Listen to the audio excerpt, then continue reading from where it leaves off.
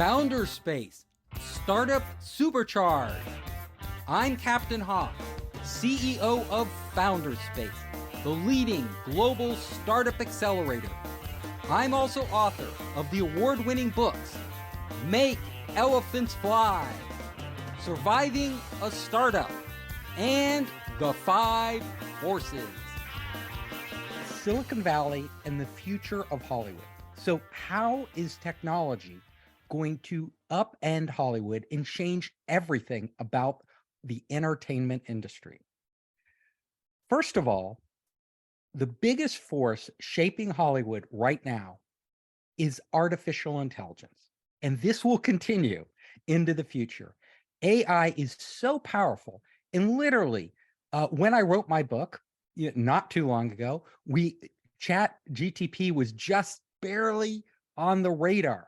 Now it is a force to be reckoned with. We're seeing how AI can transform entertainment, writing, imagery, videos, and that's what we're going to go into in this talk. So let's talk about AI, and in particular, generative AI. So what is happening? On one side of the table, we have the big players like Google with Bard, Microsoft that's teamed up with OpenAI, Facebook, Apple, Amazon. All of them are developing AI. All of them have powerful AI that will get much more powerful. And then on the other side of the table, we have the upstarts, OpenAI with ChatGPT. So OpenAI has sort of captured everybody's imagination and set the bar, and everybody else is trying to catch up right now to OpenAI. But there are also some other players out there that you may not have heard of that are incredibly powerful and innovative. Stable Diffusion is doing imagery and a bunch of other stuff. And if you haven't checked them out, go there. Midjourney is probably the leading provider of imagery. So if you want to generate images online with AI, go to Midjourney. It's better than DALL-E. So it's better than what OpenAI is doing. They really have taken the lead. The imagery coming out of there is absolutely stunning. And it's so easy to create. I mean, literally in seconds, you can create an image that would have taken an artist weeks to create, even months to create. And then there's Anthropic, another player coming into the space. They are promising to have a constitution, which is really interesting, so that the AI cannot go rogue, cannot start to do things that are negative for society. So how do you create a constitution? What is that? Will an AI actually follow it? Will it actually work? Those are questions that remain open. And we're in an era right now, the beginning of a huge generative AI era that is really, we don't know the results. We don't know what's coming. Everybody is experimenting and in real time, literally putting out their stuff in real time, which is absolutely amazing for us because the companies I list here are literally the tip of the iceberg. These are the biggest players. In fact, maybe they're the bottom of the iceberg. The tip, the smaller players out there there are hundreds of startups leveraging these platforms and creating new platforms that you haven't even heard of yet that are coming to market and are incredibly powerful and really specific. We're going to talk about some of the things they're doing today and how that's going to reshape the entertainment industry. So let's talk about AI created art. I mentioned Stable Diffusion. I mentioned DALL-E. I mentioned Midjourney. This is an example of the type of art you can literally create by inputting text prompts. What seemed like science fiction several years ago is now a reality. You could create like world-class art based on text prompts. So how is an AI, if you literally type in desert, science fiction, I don't know, giant machine, sandstorm, able to create art like this? Well, it's able to create art like this by literally sampling millions of pieces of existing art and then using those as a basis to generate new art based on your input. So based on very simple text prompts, you can create art and you can do it in any style. You can put in styles of famous artists like Picasso or literally Dolly, the actual artist, not the tool, Van Gogh, and it will create art in those styles. And you could put in art from Geiger and other artists, and science fiction artists. So what you're doing here is you're actually referencing art. The system is referencing art that's already been created, overlaying that style and taking imageries that match the text prompts and generating something. It's a massive machine learning process. So these neural networks are literally storing, they can store an infinite amount of art only contained by the amount of storage they have and processing power they have, and then come up and generate these images. And so what we're seeing is there are two factors that are coming into play here. Number one is data. Data in this case is images. So how much data can you gather? And then also, how much processing power do you have at your disposal to create these images? And we know OpenAI, the leader, one of the leaders in the space with its Dolly art program, they're powered by Microsoft. They're also funded by Microsoft. So they're very intertwined with Microsoft. And they are leveraging Microsoft's cloud platform. Now, so the players with the big cloud platforms are the ones who have a lot to gain by this movement. So we're seeing Google and Microsoft and Amazon. These guys are kind of the underpinning, the infrastructure to this massive explosion in AI created art. And then we see the data. Who has access to this data? Well, a lot of this data, a lot of this imagery is literally being pulled from the web. So it's they're going out there and they're scraping the web, getting massive amounts of art data and feeding it into their systems. The question is copyright. Like, this image is in the style of a specific artist. Is that artist going to be compensated? Will that artist whose style has been borrowed actually receive royalties for somebody using this in a commercial product or even a non-commercial product? That is the question we are grappling with right now. Now, the government and the courts haven't ruled on this. We don't know, like, whether royalties will have to be paid to an artist. How do you prove a piece of art is from somebody's style? Now, in the art world and in copyright law, they have said you can copyright a piece of artwork or a piece of writing, but you cannot copyright a style. Now, why did they do that? Well, styles are very hard things to define. If you write in a certain style, like, let's say I write like Hemingway, should I have to pay Hemingway royalties because I write, he's dead, but should I have to pay whoever controls those copyrights royalties? Or should I be free to write in Hemingway style? If I paint a picture myself in the style of a particular artist, should I have to pay that artist royalties? That the courts have said, doing traditional art where humans create it, you don't have to pay royalties if you paint or write in their style. How only if you actually copy work that they did. However, AI is so good at replicating a style that this question is up in the air again, because AI can literally replicate it as if the actual creator wrote or painted or drew these images. So we don't know around the globe how this is going to pan out. Now, right now, government hasn't ruled on it. Governments are holding back because they don't want to stifle innovation, and we're going to have to see where this takes us. It's a very interesting question, but this is going to transform. It already is transforming the art world, the publishing industry, movies, everything that relies on imagery is being transformed by AI creative generative art. Now, AI created generative stories are following a similar path. We are seeing stories. You can literally go to ChatGPT, and I wish they came up with a better name. That is one of, for me at least, being dyslexic, it is one of the hardest names to pronounce. I wish they had come up with a sexier name than that, but we are stuck with ChatGPT, a very name that only could have been created by an engineer. Because GPT is a term in AI that you don't even want to know what it means, but it's part of the process of generating the art. Now, when you generate the art, you generate, you can actually generate stories. And I've spent a lot of time because I'm a writer. I've written a bunch of books, as you know. I've even written science fiction.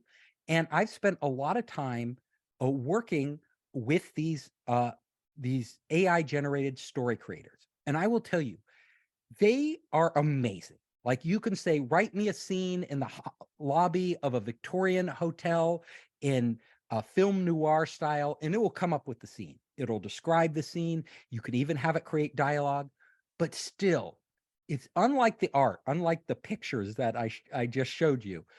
It doesn't feel complete. You need a human in the loop to create a good story. You could create a good scene with these. You can create good snippets of dialogue. So what they really are is they really are a great way to accelerate a writer, to help a writer. Now, if you want to generate a blog post, these AI generated uh, uh, writing tools will do an amazing job. They can generate a blog post, a complete blog post. You don't even need to edit it. You could literally just post it. Can they generate an essay? Yes, they can generate an essay. Can they generate a short story? A very, very simple, short story they can generate. But anything more complicated, no. And they all start to sound the same. When you generate enough of these stories, you start to see the pattern, and they're not really that interesting.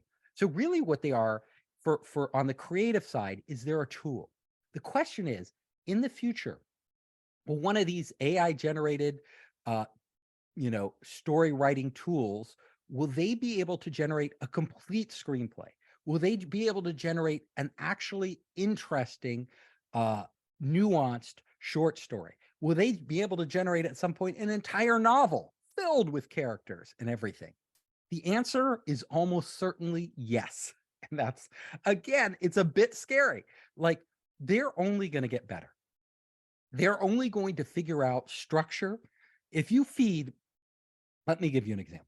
If you fed every screenplay in the world to an AI algorithm and had it churn on it, at some point it's going to be able to get good enough with massaging from reinforced learning, not just machine learning.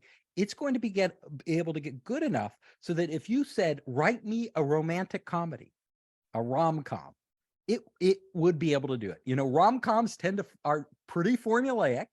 They have a cast of characters, so there will be a point in the not too distant future where literally a studio head will say, okay, we want to produce a rom-com, and we want this type of character as the lead. We want a dashing character. We want him with long hair. We want him to be a little bit crazy. We want him to have these hobbies. We want him to have this situation, where he's already married to two women, but he falls in love with the true woman of his life. We're going to call it polygamist, and we're going to blah, blah, blah, blah. They're going to lay out all this stuff, and literally the AI is going to be able to write the screenplay. And that will happen. And so what does that mean for the industry? Like, if you think Hollywood movies are already a little bit too formulaic, well, we may be entering a world where they are extremely formulaic. And it won't just be the writing. There will be other elements too. So let's go into those. AI characters. Literally, you are going to be able, just like you can crank out an essay now in ChatGPT, you are going to be able to crank out characters, detailed characters.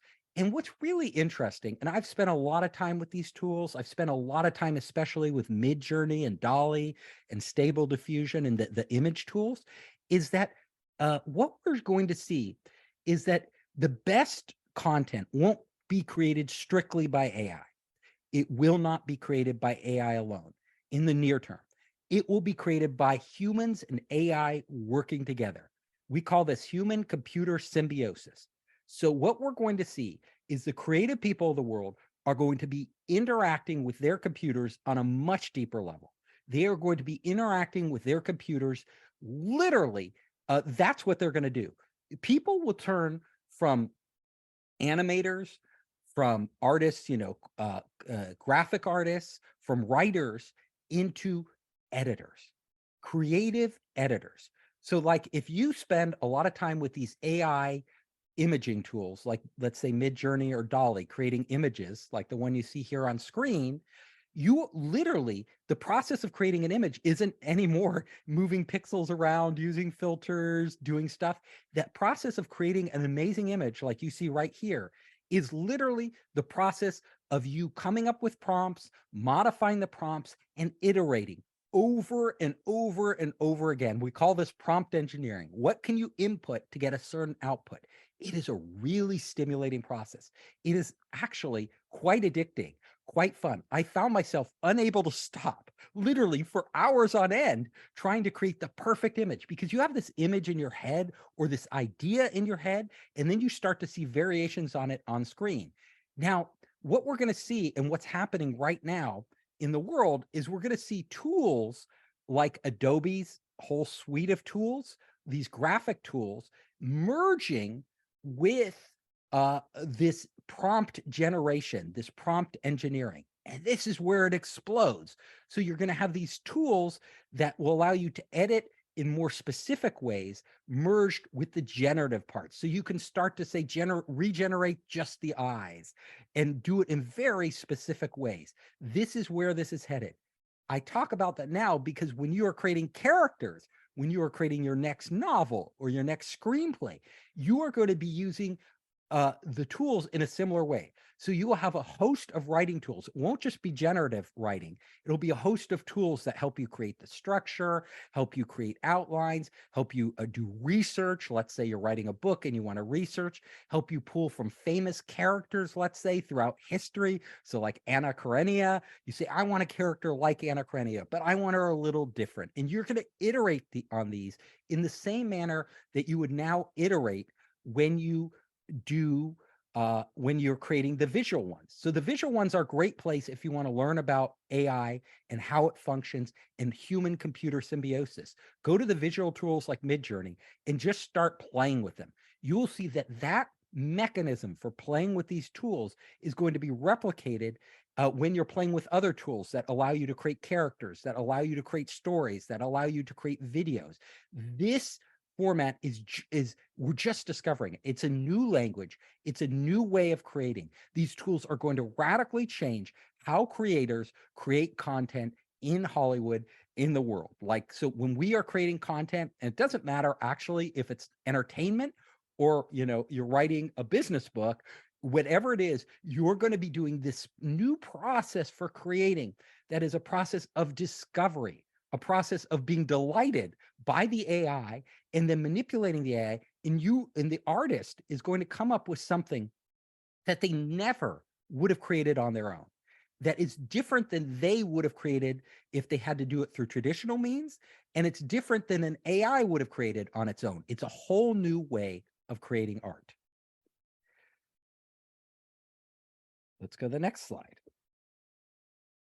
AI created music. So in the same way that we can create characters, stories, blog posts, imagery, we are seeing a revolution in how music is created.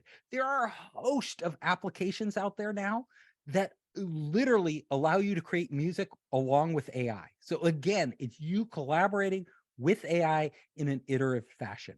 And you can go out and try these, just search for AI music. You'll see dozens and dozens of different applications out there for you to create music. And what I want to tell you is that it's really fun. And musicians are going to be relying more and more on AI to compose music. I will argue that, you know, most musicians in the future, successful musicians, will use AI. Why? Because they'll create stuff that they could have never created on their own. They'll create stuff that is better than they could have created on their own, and they'll create it much faster than they could have created it on their own, which are the big advantages of AI.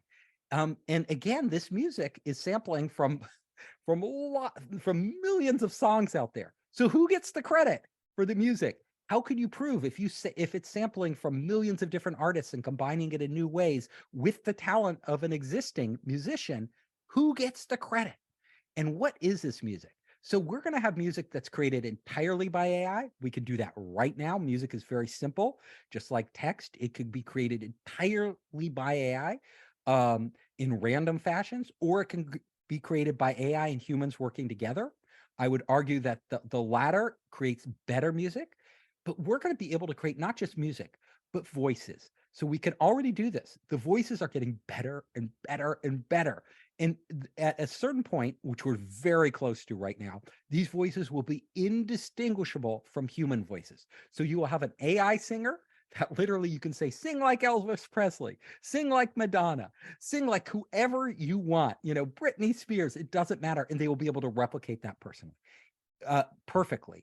If an AI replicates that perfectly, again, who gets the royalties? If you're going to ask Britney Spears, can I replicate your voice, do a song that sounds just like you in your style? She's going to argue in the courts, I should get paid. And if she wins that case, it won't just apply to music. It will apply, if it goes all the way up to the Supreme Court, it's going to apply to everything, imagery, text. It's going to be a morass. Because for music, most people could say, yeah, that's Britney Spears' voice. I recognize her voice. That's her voice. They're copying her. When you come to writing styles, much harder, much grayer area. When you come to images, some will be very clear cut, others won't. How do we adjudicate these? How are they going to go through the court system? What does that mean for Hollywood and all the creative people? What are we going to do? Are we going to rely I'll tell you what we're going to actually do. We're actually going to have to dig into these algorithms, these AI algorithms, and actually sort out what they're referencing. So the royalties are going to be allocated by what they are referencing. So the AI companies, whether it's OpenAI with ChatGPT, whether it's Google, whether it's Amazon, whoever it is, they are going, and we're already seeing this in Bing. If you go to Bing and you ask it to generate an article for you, it can actually show you the links of the articles that it's referencing. So this data is there. So what we're going to do is the courts are going to come back and say, if you're referencing certain data that is copyrighted, the copyright owner is entitled to a certain royalty. That will all have to be figured out on the platform level and divvied up. And this is how it's going to work. So right now, it's the Wild West. Nobody's getting paid. There are no royalties. These things are probably just appearing in court and are going to be worked through. But in a very short time, it's all going to be systematized. And everything in the royalties, in the future, I don't know when it's going to happen, but it will happen, and the royalties will be paid. So if you're an artist and you've created something unique, you'll be entitled to the royalties of the derivatives of that art, which are generated by AI and humans in a combination. It's going to be very interesting, and people might put filters on and say, I only want to go license music that is in the public domain, or I only want to use imagery for the basis of my art that is in the public domain. So like Van Gogh, in the public domain, you can sample all his artwork. Picasso, you can sample all his artwork, anything in the public domain. Same with storytelling. And therefore, you won't have to pay any royalties. But if you do use AI based on specific artists that are copyrighted, you'll have to pay them, and it will be on a global scale. So we require a massive system, and these systems will have to be built out. It'll be a while before they are, but we've already seen it with YouTube. They've dealt with it in the video space and user-generated content where people are borrowing music and everything else. People can pull it down and stuff like that. They're talking about doing AI watermarking. So OpenAI has said, we're going to try to figure out how to watermark so you can actually recognize AI-generated text, AI-generated imagery, AI-generated music. I think that's very hard, especially with text. How do you watermark it? It's really, really hard. You may be able to embed things into music that you don't hear, non-audible things that can be used for watermarking. Imagery, you may be able to embed pixels that aren't seen that create watermarks. For music, for text, much, much harder. Text is probably going to be the most challenging. But we're going to see. It's going to be really, really interesting. The thing that you have to know is this is here to stay, and that much of the music you will be listening to in the future will be AI generated. Even the voices, the singers may be AI generated, and it's going to be almost, if not absolutely, indistinguishable from human generated. It's just a fact. You just won't know. It's that good. Now we get into the next element of AI creativity and Hollywood and all this stuff, and that's actual spaces, like creating spaces. And I'm not just talking about an image of a space, which you can do right now. They have interior design programs out there with AI generative art, where you can literally describe, okay, I'm designing a hotel lobby and I want it in this style. And you start to talk about the style, and boom, the hotel lobby is there in that style. No, I want to change it to another style.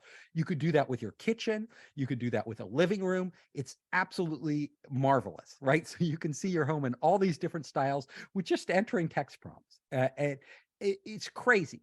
So what are we going to see in the future?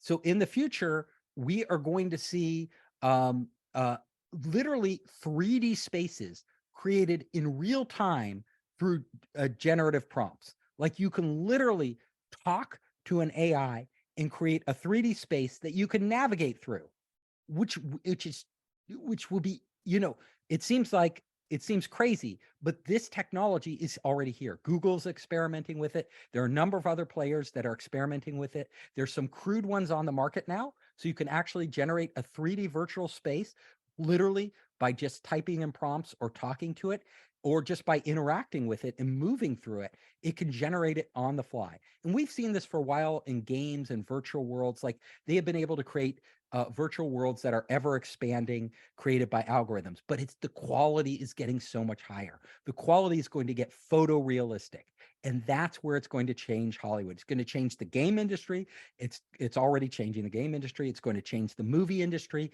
We're going to be creating these spaces that literally can expand and change based on human interaction, as you use them in real time. So what does this mean? Well, AIs are getting better and better and better at not just creating these amazing graphics, this amazing writing, this amazing music, but they're also getting better at predicting human behavior. Facebook can literally predict what you will post next. They can literally predict what ads you will click on. They can predict what articles you'll read, and they can do it with much more accuracy than you can do yourself. Like Facebook ran a test and asked you, do you think you can predict what articles you're going to read next, or we can predict it better than you can? And they found out that their AI could do a better job than you. Well, what does this mean for movies, entertainment, music, all this stuff? Well, what it means is that AIs are already being used to predict what's going to be a hit in the box office. What will people watch? They have companies like Synalytics and Scriptbook and other companies out there now that are literally gathering massive amounts of data on what people go and watch. Netflix is doing the same thing inside Netflix, and they are literally telling studios, these are the movies you should be creating. These are the movies that are likely to be big hits in the box office.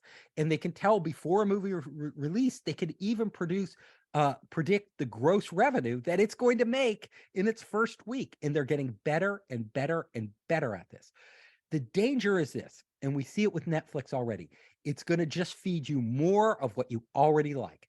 Now, why is that dangerous? Well, it's really disturbing, because people are going to be getting in these grooves. And I find myself like on Netflix, where it's just literally feeding me more recommendations for content of what I've already watched.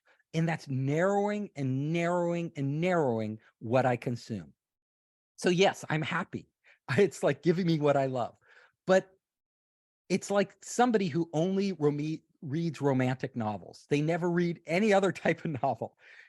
They are not being challenged to, like in the old days, like when a movie came out and was a hit and it was outside your favorite genre. Like let's say you aren't really into Victorian romances, or you aren't into spy thrillers, or you aren't into science fiction, and then a blockbuster science fiction comes out and you're like, everybody's talking about the science fiction movie. I don't usually go see science fiction movies. I'm not like into them, but I'll go watch this movie because everybody's talking about it. And boom, it blows your mind. And you all of a sudden, wow, I actually do like science fiction.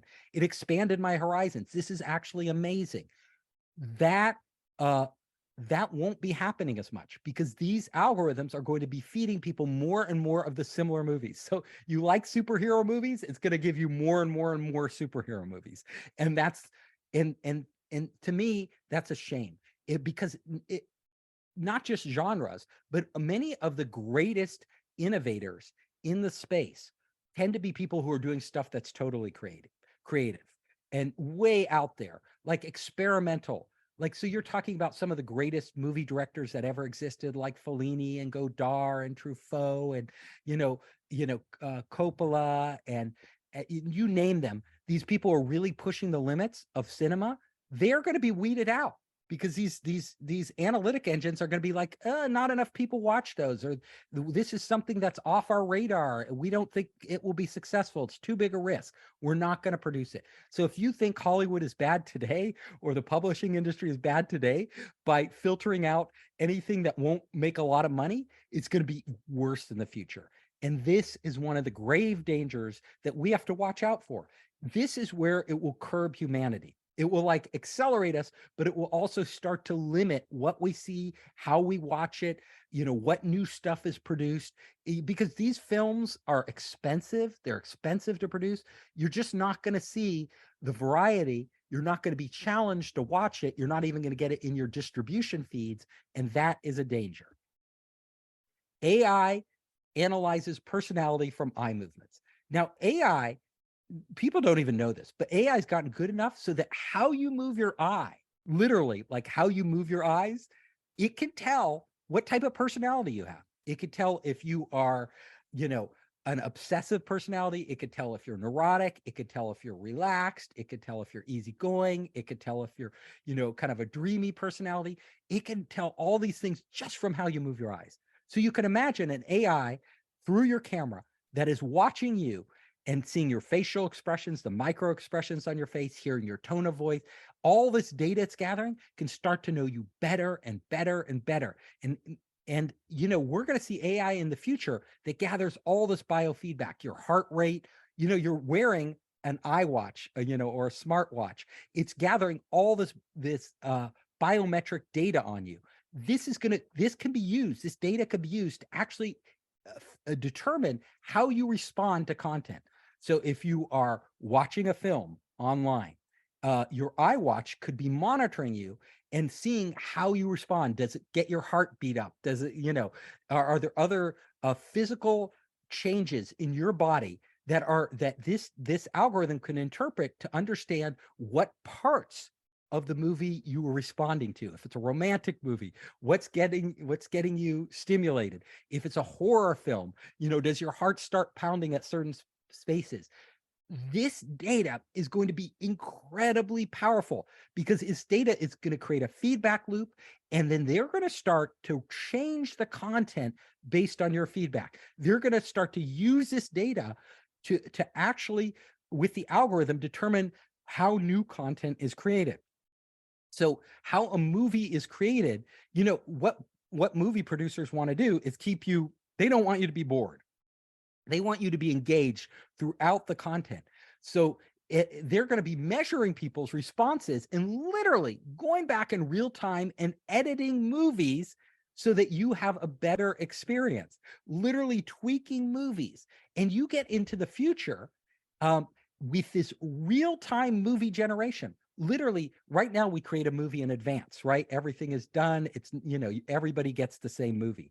In the future, because generative AI will be so powerful, our platforms will be so powerful, they can literally change the movie as you're watching it, and they can suit the movie to you. So if you are really loving a certain character, they're going to bring that character up more often. If you like the action scenes where that character is out there, jumping over canyons, firing their machine guns, doing all this action, they're going to have more and more of those action pieces in the movie. If you're bored by the love scenes, they're going to reduce the love scenes. If the love scenes are something that you really love, they're going to expand the love scenes. We're going to see movie creation created as you watch it. It will be an interactive experience, even though it's passive. So there's a big difference between movies and games. Games are active. You're making decisions, right? You're actively making decisions in the game. Games are going to change too. Games are going to change in the exact same way. I'm telling you, games are going to be changing in real time. They already do to a certain extent. Like, games will respond to you in real time, but it will be much more fluid. But in movies, which are considered a passive entertainment, they're going to be much more active. They're going to be responding to you without you even knowing it, because you are going to be giving them data. And the more data you give them, the more they can adjust to your particular taste. If it's a horror movie and you don't like extreme blood and violence, they're going to tone it down. If you're the type of person who really gets excited by extreme blood and violence and you love it, they're going to crank it up.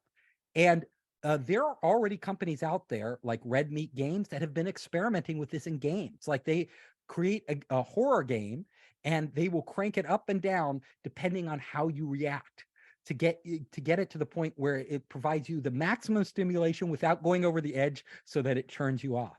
Now, as soon as we start to hook up brain data, which is the next step, it won't just be what your iWatch can give you, but there'll be brain computer interfaces that you can wear that are available commercially right now. You know, Muse is one of the biggest makers of these. You can buy them on Amazon. They measure your brain waves. They're pretty crude now, but they can actually give meaningful feedback of whether you're engaged, whether your brain is stimulated, whether you're bored, and these will only get exponentially better and more powerful.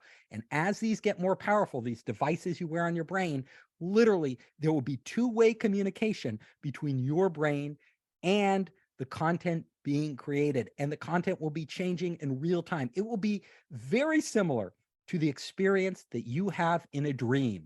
When you are dreaming, you are literally changing that dream based on your thoughts. So, you know, I've done lucid dreaming. I don't know if you can do lucid dreaming, but it's a wonderful experience.